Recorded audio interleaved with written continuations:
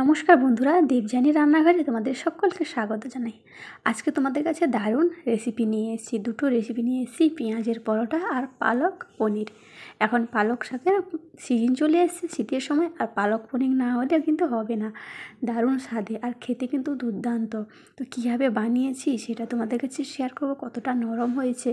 আর আমি তো খেয়েই নিচ্ছি। তো চলো আমি খেতে খেতে তোমাদেরকে দেখিয়ে দিই আমি কীভাবে এই দুটো রেসিপি, এত সুন্দর একটা সুস্বাদু রেসিপি বানিয়েছি। সেটা একদম স্কিপ না করে দেখার অনুরোধ রইল, আর এই পর্যায়ে একটা লাইক দিয়ে দেখার অনুরোধ রইল। তো চলো।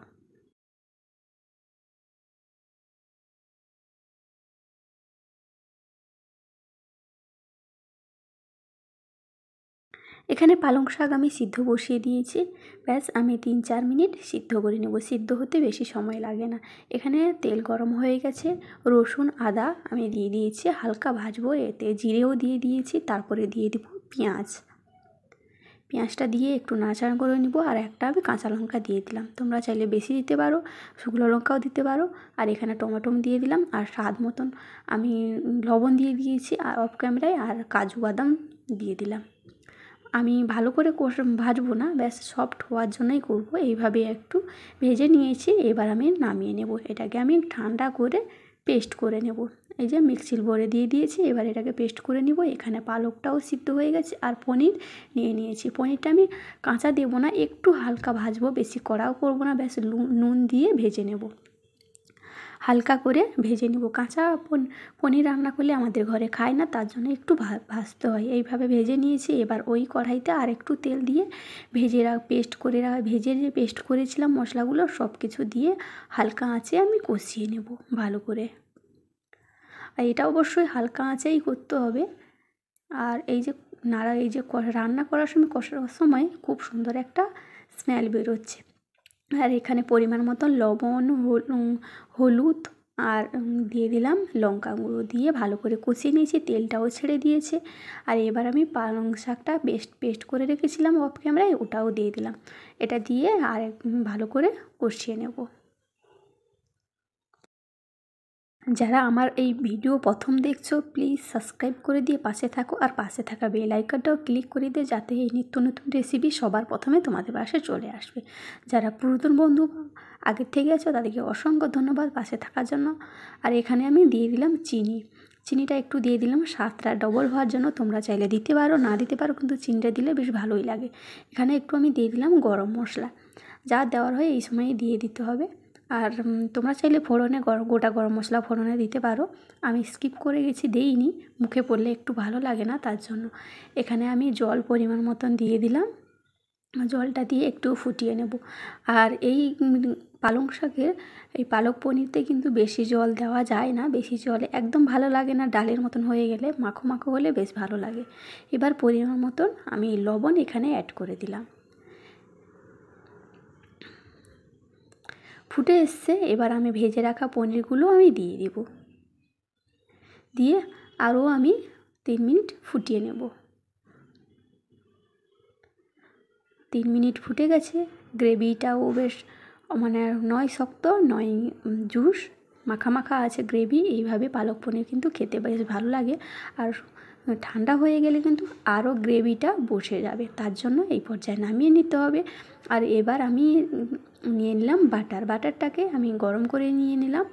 আমি এখানে দিয়ে দেবো তড়কা দিব, যেহেতু কাশ্মীরি লাল লঙ্কা দিচ্ছি, এতে ঝাল কিন্তু একদম হবে না, ব্যাস একটু কালারটা ভালো আসার জন্য। আর স্বাদটা কিন্তু খুব ডবলই আসবে। তোমরা চাইলে এইভাবে করতে পারো, এটা টেস্ট আরোই ভালো আসে। এই দেখো আমি দিয়ে দিলাম এবার পালকের উপরে। এবার আমার এই পালং পনির কিন্তু রেডি।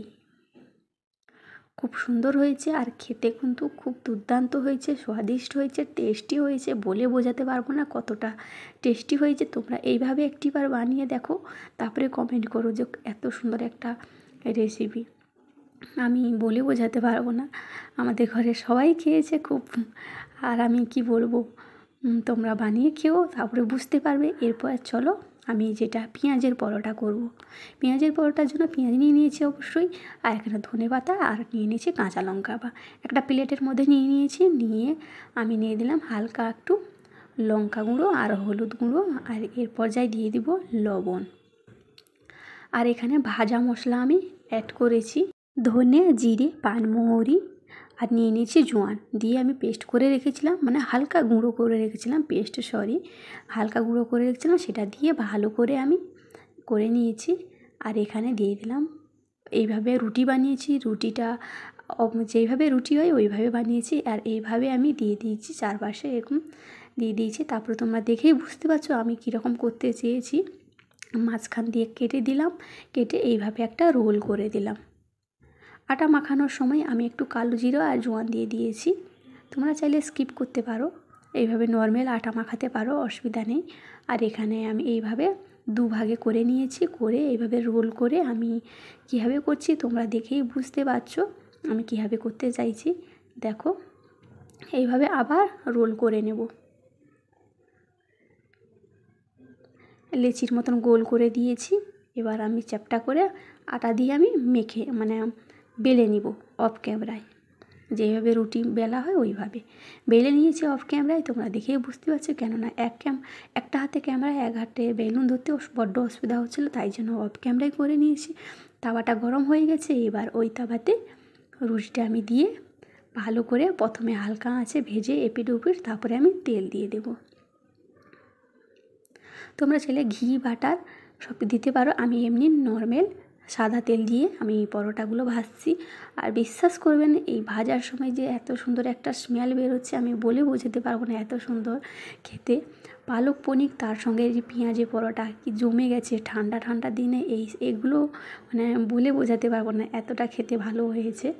দেখো এইভাবে সবগুলো আমি বানিয়ে নিয়ে আসছি, সবগুলো বানিয়েছি। কতটা বানিয়েছি তোমরা দেখেই বুঝতে পারছো, অনেকটাই বানিয়েছি। আর কতটা নরম হয়েছে আমি মুড়ে দেখা, নরম ও সফটি হয়েছে। এইভাবে পরিবেশন করুন। আর সবাই মানে আত্মীয় বাড়িতে বন্ধু বান্ধব আত্মীয় এলে এইভাবে রান্না করে খাওয়াতে পারেন, সবাই তোমাদের মানে মুগ্ধ হয়ে যাবে এই রেসিপিটা খেয়ে। কিন্তু এর সঙ্গে আরও চাটনিও করে খেতে পারো। এই দেখো কত সুন্দর রেডি হয়ে গেছে আমার এই, আর আমি তো পরিবেশন করেই খাওয়া শুরু করে দিয়েছি, তোমরা এইভাবে বানিয়ে খাও। তো দেখো কত সুন্দর হয়েছে, আমি খাচ্ছি আর তোমরা গিয়ে বাড়িতে বানাও, এত সুন্দর হয়েছে। আজকের জন্য এইটুকু, আজ আসি, আবার আসবো একটা নতুন রেসিপি নিয়ে। ভালো থাকুন, সুস্থ থাকুন, সাবধান থাকুন।